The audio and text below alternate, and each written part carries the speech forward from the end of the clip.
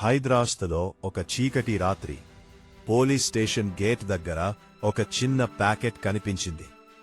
Packet మీద పేరు లేదు, అడ్రస్ లేదు, కాని లోపల ఒక చిన్న కాగితముంది.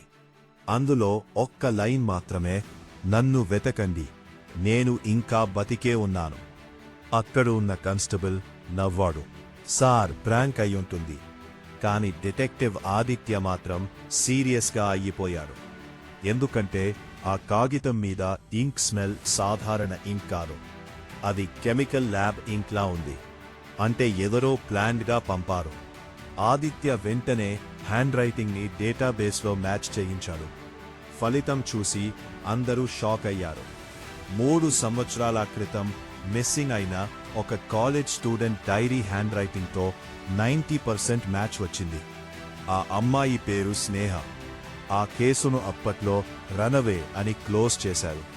కాని ఆదిత్యకి ఒక్కటే డౌట్, రనవే అయిన అమ్మాయి 3 సంవత్సరాల తర్వాత ఇలా మెసేజ్ ఎందుకు పంపుతుంది?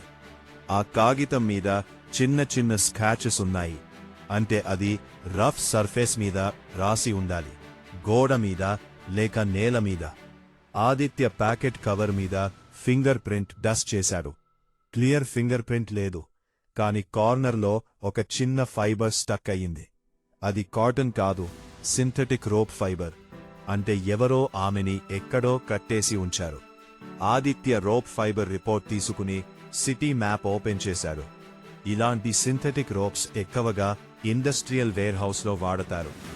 అతను పాత ఇండస్ట్రియల్ ఏరియా లొకేషన్స్ చెక్ చేయించాడు. అదే సమయంలో స్నేహ ఫ్యామిలీని కలిశాడు. అమ్మాయి ఫోటో చూపిస్తూ తల్లి చెప్పింది, సార్, ఆమె భయపడే పిల్ల కాదు, కాని ఆ రోజు కాలేజ్ నుంచి ఇంటికి రాలేదు. ఆదిత్యకి ఇప్పుడు క్లియర్ అయ్యింది, ఇది రనవే కాదు, అబ్డక్షన్. ఆ రాత్రి ఆదిత్య స్నేహ లాస్ట్ కాల్ డీటెయిల్స్ తీసుకున్నాడు. లాస్ట్ కాల్ ఒక అన్నోన్ నంబర్ నుంచి వచ్చింది. ఆ నంబర్ లొకేషన్ పింగ్ చూస్తే ఇండస్ట్రియల్ ఏరియాలో ఒక అబాండెన్ టెక్స్టైల్ మిల్ దగ్గర చూపించింది. ఆదిత్య వెంటనే టీంతో అక్కడికి వెళ్లాడు. బయట అన్నీ నిశ్శబ్దం, కాని లోపలికి అడుగు పెట్టగానే ఒక ఫెయింట్ మెటల్ సౌండ్ వినిపించింది, ఎవరో చైన్ కదిలినట్టు. ఆదిత్య టార్చ్ లైట్ ఆన్ చేసి లోపల అడుగులు వేశాడు. అక్కడ ఒక గోడ మీద ఎర్ర రంగులో రాసిన మార్క్స్ కనిపించాయి, 3 days అని. అంటే ఆమె ఇంకా అక్కడే ఉంది, కాని సమయం చాలా తక్కువ. ఆదిత్య చుట్టూ చూశాడు. ఫ్లోర్ మీద చిన్న నీటి డ్రాప్ ట్రైల్ ఉంది. ఆ ట్రైల్ ఫాలో అవుతూ అతను ఒక చిన్న డోర్ దగ్గరికి చేరాడు. డోర్ లాక్ లేదు, కాని హ్యాండిల్ మీద ఫ్రెష్ ఆయిల్ ఉంది. అంటే ఇవల బాధవరా ఎవరో తెరిచారు. అతను నెమ్మదిగా డోర్ పుష్ చేశాడు. లోపల ఒక చిన్న బేస్మెంట్. అక్కడ ఒక మూలలో చైన్తో కట్టబడి ఉన్న అమ్మాయి సిలువెట్ కనిపించింది. అది స్నేహే, కాని ఆమె చాలా వీక్. ఆదిత్య వెంటనే ఆమె దగ్గరికి వెళ్లి చైన్ తెరవడానికి ప్రయత్నించారు. అదే సమయంలో పైనుండి ఫుట్ స్టెప్స్, ఎవరో వస్తున్నారు. ఆదిత్య వెంటనే టార్చ్ ఆఫ్ చేసి కార్నర్లో హైడ్ అయ్యాడు. ఒక వ్యక్తి బేస్మెంట్లోకి దిగాడు. అతని చేతిలో ఫుడ్ ప్యాకెట్ ఉంది. అతను స్నేహని చూసి నవ్వారు, ఇంకా బతికే ఉన్నావా? ఆ మాట విన్న ఆదిత్యకి కోపం వచ్చింది, కాని అతను ఒక్కసారిగా అటాక్ చెయ్యలేదు. ఎందుకంటే ఇతను ఒక్కడు కాదని అతనికి తెలుసు. ఆదిత్య క్వయట్లీ ఫోన్లో బ్యాకప్ కాల్ చేశాడు. ఆ వ్యక్తి బయటికి వెళ్లగానే ఆదిత్య స్నేహకి నీరు ఇచ్చాడు. స్నేహ తడబడుతూ చెప్పింది, సార్, వాళ్ళు నన్ను అమ్మడానికి చూస్తున్నారు. నేను ఒక ఎక్స్పెరిమెంట్ ప్రూఫ్ చూశాను, అందుకే నన్ను ఎక్కడ పెట్టారు. ఆదిత్యకి అర్థమైంది, ఇది కిడ్నాపింగ్ మాత్రమే కాదు, పెద్ద ర్యాకెట్. అతను వెంటనే ఆమె చెప్పిన ఎక్స్పెరిమెంట్ ప్రూఫ్ గురించి అడిగాడు. స్నేహ కళ్ళలో భయం. Chemical lab, fake medicines, college students data అన్నీ వాళ్ల దగ్గర ఉన్నాయి. ఆదిత్య వెంటనే బేస్మెంట్లో ఉన్న చిన్న టేబుల్ని గమనించాడు.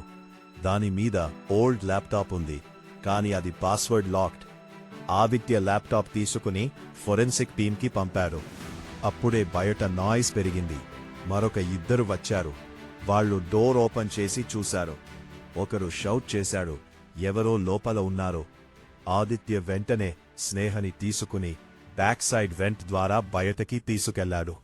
వెంట్ చిన్నది, కాని అదే ఎస్కేప్ రూట్. ఇద్దరు బయటికి రాగానే షూటింగ్ సౌండ్. గుండెలు దడదడలాడాయి. ఆదిత్య టీం కవర్ ఇచ్చింది. స్నేహని అంబులెన్స్లో పెట్టారు. కాని కేసు ఇంకా కంప్లీట్ కాలేదు. ఎందుకంటే మాస్టర్ మైండ్ ఇంకా బయటే ఉన్నాడు. తర్వాత రోజు ఫోరెన్సిక్ రిపోర్ట్ వచ్చింది. ల్యాప్టాప్లో హిడెన్ ఫైల్స్ ఉన్నాయి. అందులో fake medicine factory details, victims list, ఇంకా నెక్స్ట్ టార్గెట్ నేమ్స్ కూడా ఉన్నాయి. అందులో ఒక పేరు చూసి ఆదిత్య షాక్ అయ్యాడు.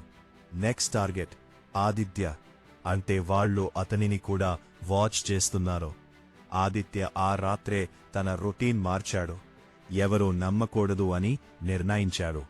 ఎందుకంటే ఈ ర్యాకెట్లో ఇన్సైడర్స్ కూడా ఉండొచ్చు. ఆదిత్య ఫైల్లో ఒక క్లూ కనిపెట్టాడు. ఒక డెలివరీ ట్రక్ నంబర్. ఆ ట్రక్ సిటీ అవుట్స్కర్ట్స్లోని ఓల్డ్ వేర్ హౌస్కి డైలీ వెళ్తుంది. ఆదిత్య అండర్ కవర్గా వెళ్లాడు. వేర్ హౌస్ దగ్గర సెక్యూరిటీ టైట్గా ఉంది. కానీ అతను డెలివరీ బాయ్ డిస్గైజ్లో లోపలికి వెళ్లాడు. లోపల చూసిన సీన్ వేరే లెవెల్. బాక్సెస్ మీద మెడికల్ సప్లైస్ అని లేబుల్, కానీ లోపల ఫేక్ ఇంజెక్షన్స్.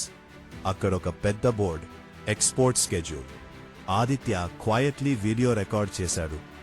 అప్పుడే ఒక ఫెమిలియర్ వాయిస్ వినిపించింది. ఈసారి పోలీసుల్ని తప్పించుకోవాలి. ఆదిత్య వెనక్కి తిరిగి చూశాడు. అది ఎవరో కాదు, కేస్ క్లోజ్ చేసిన సేమ్ సీనియర్ ఆఫీసర్. అంటే ఇన్సైడర్ అదే. ఆదిత్యకి ఆ క్షణం అర్థమైంది. స్నేహి కేస్ క్లోజ్ చేసినదే ఇంటెన్షనల్. అతను వెంటనే ప్రూఫ్ కలెక్ట్ చేసి బయటకి రావడానికి ట్రై చేశాడు. కాని గేట్ లాక్, అలారం మోగింది. వేర్ హౌస్ మొత్తం కేయాస్. ఆదిత్య పరుగెత్తాడు. ఒక కంటైనర్ వెనక హైడ్ అయ్యాడు. అతని చేతిలో ఉన్న పెన్ డ్రైవ్లో మొత్తం ఎవిడెన్స్ ఉంది. అతను దాన్ని సేఫ్గా బయటకి పంపాలి. అతను తన ట్రస్టెడ్ జూనియర్కి మెసేజ్ చేశాడు. ఈ పెన్ డ్రైవ్ స్టేషన్కి చేరాలి. నన్ను పట్టుకున్నా సరే. చివరికి ఫైట్ జరిగింది. ఆదిత్యని వాళ్లు పట్టుకున్నారు. చేతులు కట్టేశారు. మాస్టర్ మైండ్ నవ్వుతూ అన్నాడు, నువ్వు చాలా తెలివైన వాడివి. కాని నీ వల్ల ఏమవుతుందియా? ఆదిత్య కామ్గా చూశాడు. నేను ఒక్కడిని కాదు. అదే సమయంలో బయట police range sirens. Aditya junior pen డ్రైవ్తో ప్రూఫ్ మీడియాకి లీక్ చేశాడు. వేర్ హౌస్ పై పెద్ద రేడ్ జరిగింది. ఇన్సైడర్ ఆఫీసర్ కూడా అరెస్ట్ అయ్యాడు. స్నేహి సేఫ్ అయ్యింది. విక్టిమ్స్ లిస్ట్లో ఉన్న వాళ్ళని రెస్క్యూ చేశారు. 2 నెలల తర్వాత స్నేహి కోర్టులో టెస్టిమనీ ఇచ్చింది. ఆమె చెప్పింది, డిటెక్టివ్ ఆదిత్య లేకపోతే నేను ఈరోజు ఉండేది కాదు.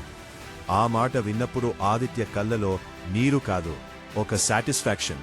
ఎందుకంటే అతను ఒక లైఫ్ని కాదు, చాలా జీవితాలను కాపాడాడు. ఈ కథ మనకి ఒక్కటే చెప్తుంది, నిజం ఎప్పుడూ చిన్న క్లూతో మొదలవుతుంది.